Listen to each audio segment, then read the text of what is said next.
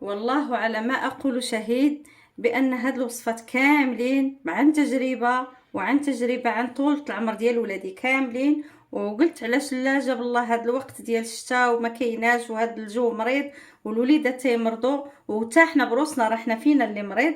قلت نشارك معكم هاد الوصفات ديالي كامل المعتمد عليها.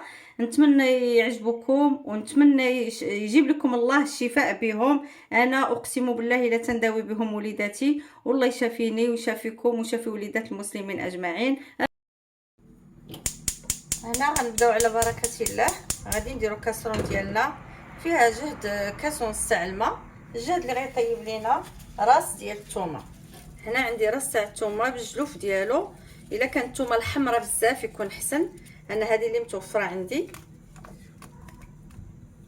غادي ندير الراس كامل كله يطيب حتى يدخلوا الطياب غير شي شويه ونحيدها. هنا الثومه ديالنا بعد ما تسلقات غادي نحاولوا نخليوها تبرد شويه ونهزوها وغادي نفسخوها من الجلده ديالها بحال هذا الشكل هكا، ونجمعوها حدانا هكا حتى تنساليوها كامله باش نخلطوها مع العنصر الثاني. ما تخليوهاش طيب بزاف، انا راه خليتها فوت فيها شويه طيب. نتوما ما تخليوهاش طيب بزاف، وهي راه غادي تمعكوها بالفرشات ها على هذا الشكل هذا صافي حتى نكملوا داك الراس كله اللي عندنا ونرجع معكم ان شاء الله. هنا غنخويو الثومه اللي صايبنا غادي نمعسوها هكا، نحاولوا نمعسوها بين يدينا فرشيطه صغيره ولا ديروا شي ديك مقله مسطحه ومعسوها هكا مزيان تتمعس كامله.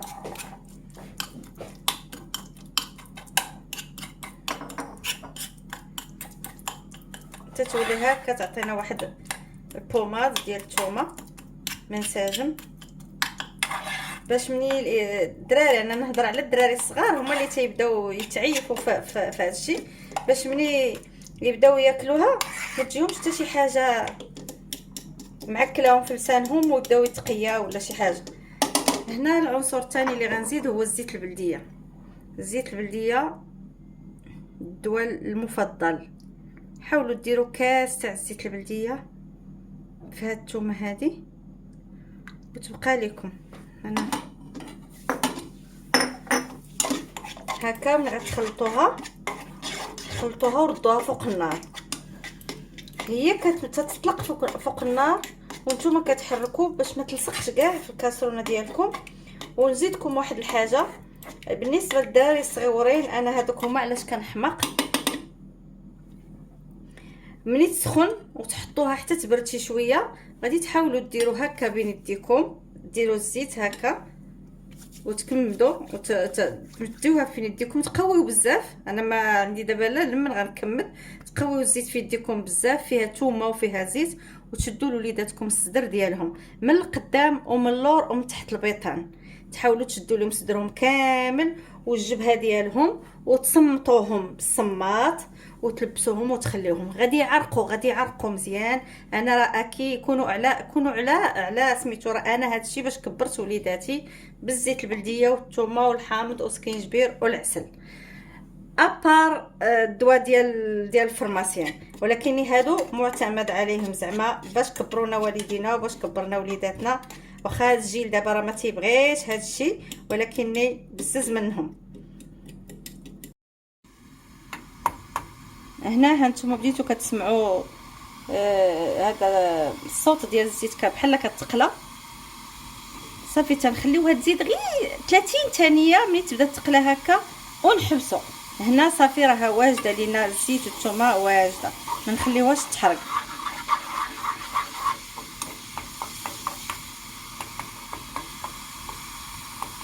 هانتوما كيما تشوفوا تبقى الزيت صفراء، ما ديرش شي لون هكا ديال الطياب ولا. الحمد لله. هذه الوصفه الثانيه اللي غادي نحتاجوا ليها واحد البصيله كامله، بصله حمراء تكون كبيره، وغادي من بعد ما نقيناها غادي نشدوها ان شاء الله وغادي نحكوها في حكاكه ديال مطيشه، حكاكه اللي تنحكوا بها الخضره. نحكوها كامله باش تعطينا الماء، حنا حاجتنا في داك الماء ديالها. اللي غادي نصفيوه ان شاء الله باش نكملوا به الوصفه اللي غنديرو. نتوما كما كتعرفوا البصله راها انتي بيوتيك حتى هي، نتوما انتي بيوتيك. حنا ما نتكلوش بزاف غير على الحوايج ديال الفرماسيان هادو، راه بهم كما قلت لكم كبرنا وليداتنا وديما عندنا في الدار في البرد. غنشارك معكم وصفات ان شاء الله اخرين اللي تندير، كل مره ندير معكم حاجه. انا ما بغيتش نديرها في الهاشوار، بغيت نحكاها هكا تعطي الماء اكثر. اما راه اللي عنده هاشوار وبغى يقتصد على راسو الوقت راه يديرها في هاشوار ويطحنها. وراه هي اللي نفعتنا في كورونا، هذيك العامين كورونا حتى حنا راه قاستنا كورونا، وهي اللي نفعتنا مع دوك العشوب مع قرنفل مع ديك باديانه مع كاع الحوايج كاع كلهم القاصحين البلديين، قرنفل قرفه كلشي داكشي كنا كنديروه، الزعتر. المهم الحمد لله عندنا اعشاب زوينه، غير حنا كنعكزو صافي.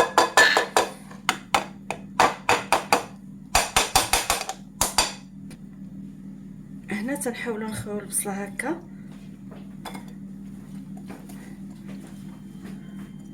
كنخويوها كامله ومن بعد نردوها في هذا وعاد طلق الماء ديالها باش نحاول نلقاو نعصروها، حيت هذاك محفر هذا لا.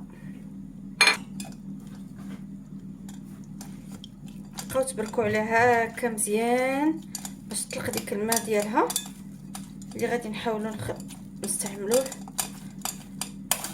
كمهدئ للكحبه، وتيطلق دوك القصبات الهوائيه تيساعدهم باش يطلقوا ما تيبقاوش مسدودين. وسيرتو الدراري الصغار تيحاولوا الصدر باش يتخوى، تيساعدوك باش تخوي الصدر في الكحبه ديالك ما تتبقاش عامره. المهم هادشي كله كنا تنعاونوا به لوليداتنا الحمد لله. دابا اليوم انا غنشاركو معكم، واللي برات بهذه الطريقه ترحم لينا الوالدين. من بعد ما عصرنا البصله ديالنا دابا غادي نضيفوا عليها العسل. المهم عسل غير يكون ممتاز ويكون حره.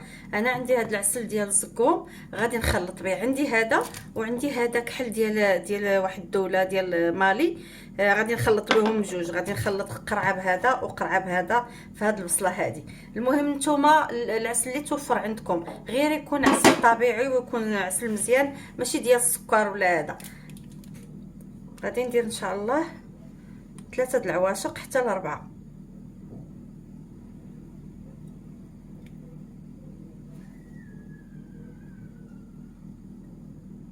على حساب البصله اللي حكيتو غير وحيده ديروا 2 عواشق، حكيتو جوجات ديروا 3 حتى ل4 على حساب العسل اللي عندكم كتير تهلاو، ما عندكمش كتير ديروا القياس.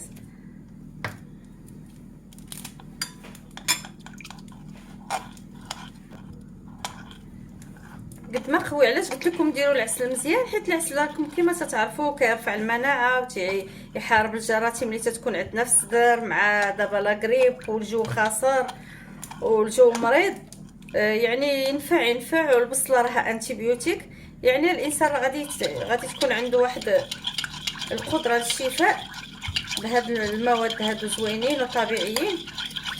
قد ما قويتي من الحاجه راه تتجي مزيانه والحمد لله طبيعيين، ما عندناش شي حاجه اللي واخا حنا ما كنبغيوش نتعاطاو لهذا الشيء البلدي، ولكن حنا راه غالطين. هذا الشيء راه صحيح وهذا الشيء راه فيه منفعه للصحه مزيان. صافي ها نتوما تتشوفوا راه ولا مزيان منساج من العناصر بعضياتهم. هنا غنديرهم في هذه القرعه، من بعد راه هي مغسوله ونقيه غنخويهم فيها. انا درت هذا المقدار يقدر يقدهم واحد 3 ايام ونعاود الاخر. انا غنعاود الاخر هذاك ديال العسل الاخر داك الكحل، وهذا يعني غادي يقدهم واحد 3 ايام بعدا كاينه الحمد لله. والله يشافي الجميع. الطريقه ديال الاستعمال ديالها هو انها غادي تاخذوا عاشق في الصباح وعاشق ملي تبغيو تنعسوا، ولكن واخا غادي تجيكم قاصحه شويه اللي ما يقدش عليها، الكبار راهم غير يستحملوا والصغار راه ما غتجيهم قاصحه، ما يشربوش الماء موراها، هكا يعمروا معلقه هكا ويشربوها، تكون عامره ويشربوها ويتحملوا ديك الحروريه ديالها. وانا تنعطيكم الوعد انهم من الليله الاولى غادي يبان لكم النتيجه، غتكون حسنه باذن الله، انك غادي تبقى تخرج دوك الافرازات اللي عندنا في الصدر، داكشي اللي تيكون حابس لينا التنفس ديالنا باش يتحبس لينا، والكحه باش تعمر تيبدا يخرج لينا الاول، والله يجيب الشفاء. وهنا الوصفه الثانيه على بركه الله غنبداوها. عندنا سكينجبير عرق تناخذوه، انا كان عندي في الفريغو، انا جبدته دابا شللته بشويه د الماء، غادي نحاول نقيه، غادي نحكوه ان شاء الله، وغادي نديروه مع الحليب. هذا غادي نفيضوه مع الحليب. هنا غادي نحاولوا نقيوه شويه باش نحيدوا ليه ديك الجلده الفوقانيه. انا راه كان عندي في الكونجيلاتور، غادي يجيني شويه قاصح ولكن معليش.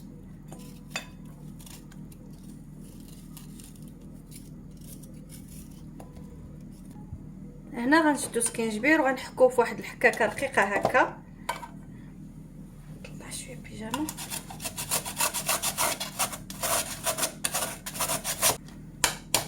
وفاش يكون كونجولي راه يجي ساهل في الحكام.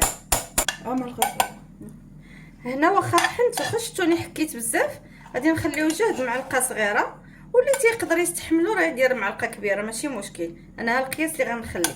هذا انا غنحيدو نطرفو حتى نحتاجو مره اخرى عاوتاني ان شاء الله. غادي نخوي كاسع الحليب خضر ونخليو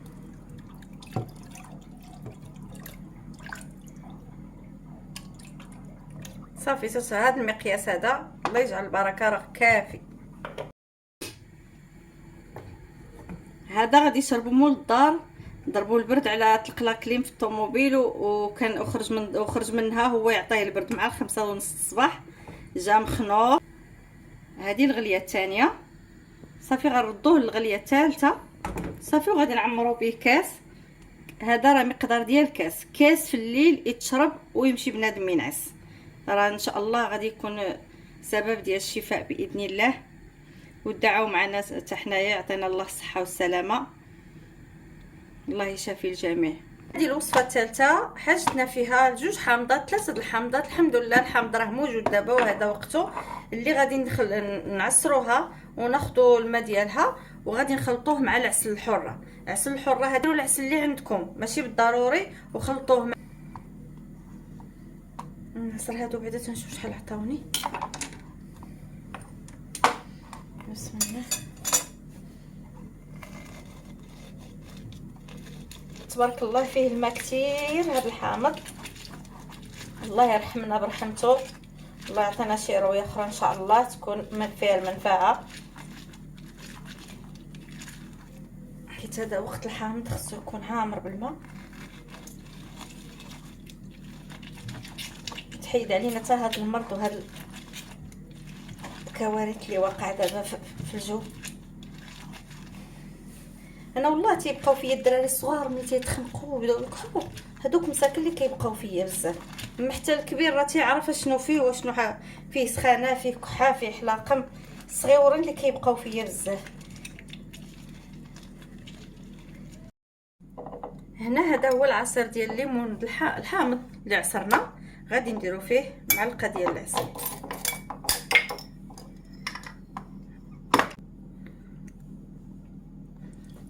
غاديش بغيت تطلق ليا بسهوله، وانما غادي نحاول معاه.